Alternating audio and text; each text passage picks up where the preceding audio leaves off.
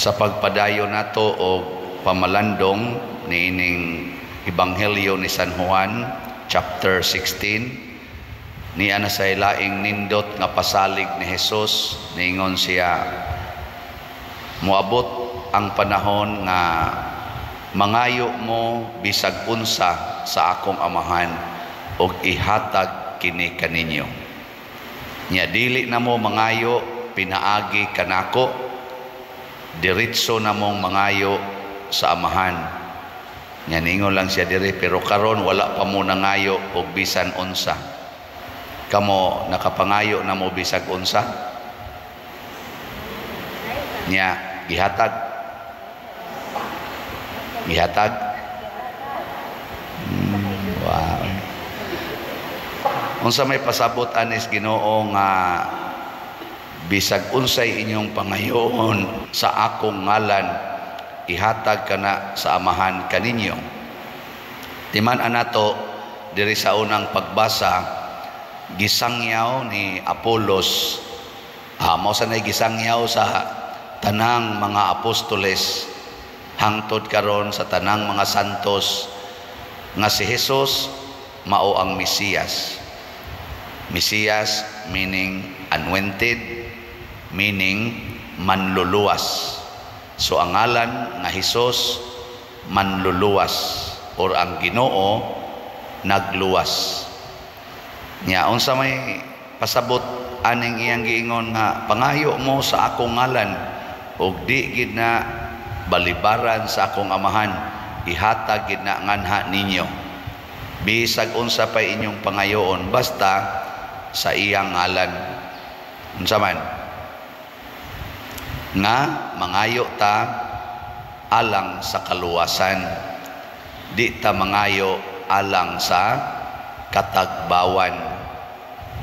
We ask things for salvation, not for our satisfaction.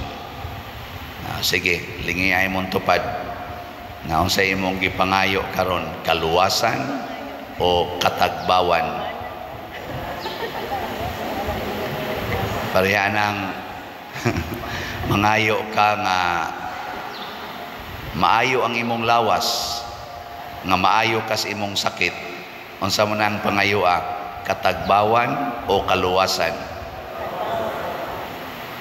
Kana bang maayo kas imong sakit, di ka gustong masakit ka? Ano na, katagbawan o kaluwasan? Katagbawan. Katagbawan. Kaya di man ka gustong magantos, gusto man kang magtagbaw. Matagbaw ramang kita basta maayo taglawas. Kanang moingon ka, mabuutan unta ang akong mga anak. Unsa man na, kaluwasan o katagbawan?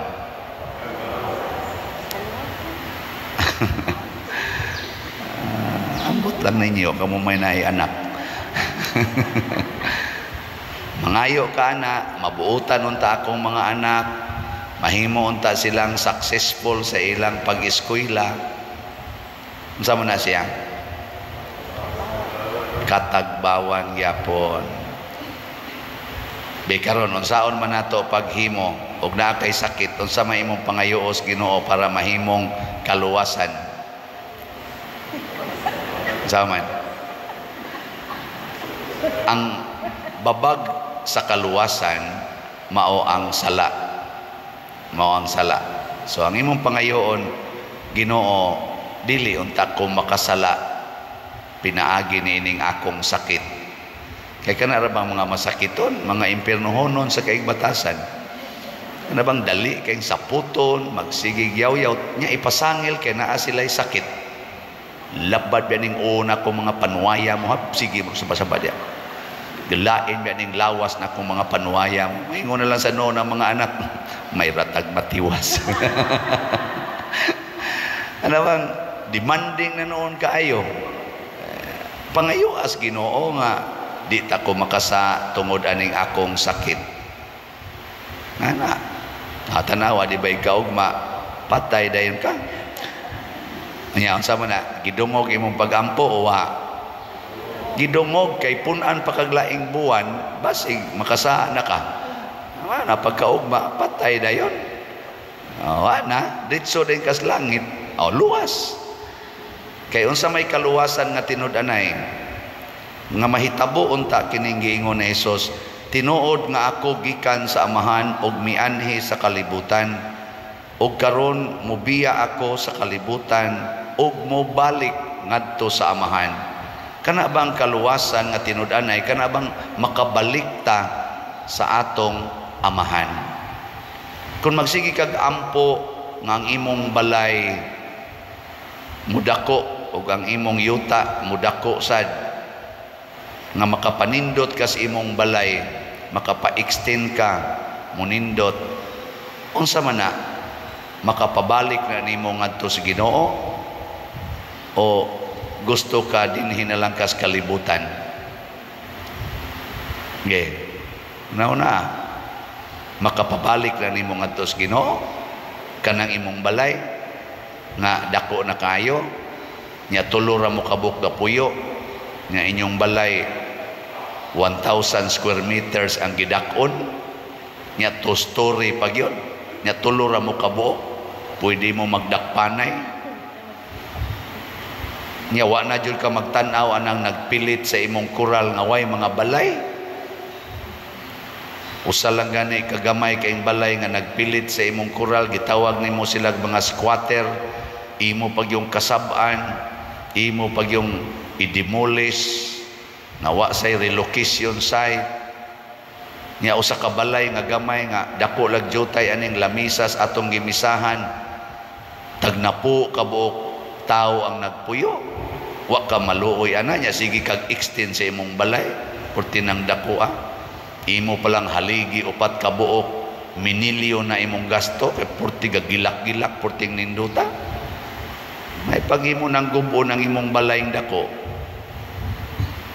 or katong naas imong kural nga nagpilit, imong pasudlon sa imong balay, unsa man na, makapabalik na nimo sa amahan o dili? Nya inyo nang buhaton. No, sugo ko na sa Ginoo, pasudla sa inyong balay ang mga way balay. Unya ron, imong silingan gisanapan sa tubig, tungod kay ang imong kural mo'y nakaali na sa agianas tubig, kay imong mangikural imong balay, wa na may agianan ang tubig niya, wa sa di mo butangig drainage, mo na ang tubig nila dito tagahawak na, kay di naman kasod maluoy kanila o dili. Gubaday ng imong kural haron mo sud ang tubig ngadto sa inyo, at least ma-distribute ba ang ila dito, tagahawak, ang imo tagatuhod sad, kay imo mangikural agianan nas tubig, imo mangisiminto, nya unsa man na, makapabalik na nimo ngadto sa amahan o dili? Makapabalik. Pasabot sa Ginoo, pangayo nga unta magiyahan ta nga makahatag tag kaluwasan, lawas ug kalag sa atong isig katawo, labi na gyud ang atong mismong kaluwasan. Si Kristo nag-ingon sa na siya, luwasa ang inyong kaugalingon. Maura gini selfish nga ganing statement ba, luwasa ang inyong kaugalingon, pinaagi, iya sa dayong gisumpayan, pinaagi sa paghigugma sa imong isig katao sama sa imong kaugalingon. Pasabot, di ta maluwas kung dili sad ta mo paambit og kaluwasan ngadto sa uban. Nya kun mangayo tas Ginoo alang niini, di gid na niya ihikaw, ihatag gid na niya. Mangayo ta sa amahan for the sake of saving our neighbors, kana ihatag gid na. Katubitang pagbagyong Odette, daghan man gitong mga naigo adto dinhi sa ato. Mas grabe pa hinon ang ubang lugar, pero experience lang nato ba dinhi sa ato. Nakahuna-huna gyud ko ato, asa man ta mangayo para itabang. Akong gipasurvey sa atong mga lay ministers dinhi, mga chapel leaders, niabot og mga sa tagnapo lang kapligo nga sin nga atong ihatag itabang, niabot og mga hapit mo 5,000 kapligo nga sin. Nya, asa man ta ana nga mo kantidad hapit og mga 2 million or 3 million ba to? Sina kadaghana ato? Dili lang dinis ato, hasta nga to pikas. Pero ato tong gipangayoag slat-slat dinhi sa ngalan sa Ginoo alang makaatop lang unta. Di tingali makumpleto basta naalay kapasilungan ang tagbalay. Way pili, Katoliko o dili Katoliko, basta naguba ang balay. Butangig yung atop nga gamay, at least na ay kapasilungan. Ato tong gibuhat. Tagsagot to katrak atong kumpra nga sin. Nahimog yun, nahatag yun, natuman yun. Gatong pagpista na to dire, 4.5 million tong atong gasto para para makabati ang atong mga parokyano nga maduol ba ngadto sa Ginoo, makasinati o kining gitawag natog langit nong panaghiusa. Kana bang way demand partig kwarta, way taong nabugatan nga ikay angkon ani, voluntaryo og moangkon ka, nindot o di sa ka moangkon, arit-aring mga slat-slat tag 100 natuman gyapon mga igsoon, di ba? Sobraan pa manggit atog 90,000. Mausad na ang experience sa mga apostoles. Wa na'y pagkaon, 5,000 ka tao, nangayo sila og hinabang sa amahan, gikan atong 5 ka pan og 2 ka isda. Di hatag yapos Ginoo, nakakaon ang tanan, 14 busuga, nasubraan pag 12 ka bukag. Sa ato pagmangayo tas Ginoo kana bitang para sa kaluwasan, dili makuwangan ang grasya nga iyang ihatag, maghinubra. Sobra yun. Asway ninyo, Ginoo, makapa puyo unta kog mga tao nga karon galisod ang puyanan. Ana, hanawa di ba magsubra gina ang tao nga moanhas inyo? Lagi, awas-awas ko na. Di ka to, ako gani, igingon ako, Ginoo, makatabang unta kog mga estudyante nga galisod in taog eskwela. Now karon akong ihap-ihap aw bana-bana lang, sobra na mga 300 ka mga estudyante nga akong napagraduate tung sukad atong sugod kog dupa-dupa isipare. Oy, so sobra na mga 300 oy. Na ini-text na ko karon, Father, salamat gyud kaayo. Nako ngano man siya ni graduate na gyud ko sa akong kurso. Nako congratulations. Siya, Father, na-apil ba ako pagka cum laude? Nako, pwede na ka mamatay. Lipay sa kay ko ba? Labi na mo graduate with honors. Nindota na. Niya kung wapat na magsigig dupa-dupa, ngayo o gracias Ginoo, di ko kahatag ani. Ihatag is Ginoo, sobra-sobra yun. Kinsa ninyo diha individual nakapag-graduate og mga 300 na ka estudyante be. Na wa man mo mangayo.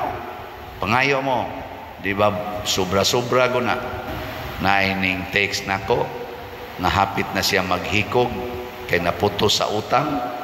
Sige siya palit og slat. Kada niya palit og slat, maibanan ang iyang utang. Grasyang moabot. Karon mga hapit na 3 ka tuig kuno niyang pinalit og slat, nahurot na sa kabayad niya ang iyang utang. Wa na siya utang. Kaya nagminaw man sa siya nako, sige kuno kog ingon, ayaw na gid mo pangutang, panghatag noon. O to, ningkamot siya nga manghatag, di mangutang. O karon nakabayad na noon siya sa tanan niyang utang. Naghinubra na. Muna ang kalibutan karon nagpingit sa kalisod tungod kay wa man gud ta mosunod sa gitawag og paradigm sa Ginoo.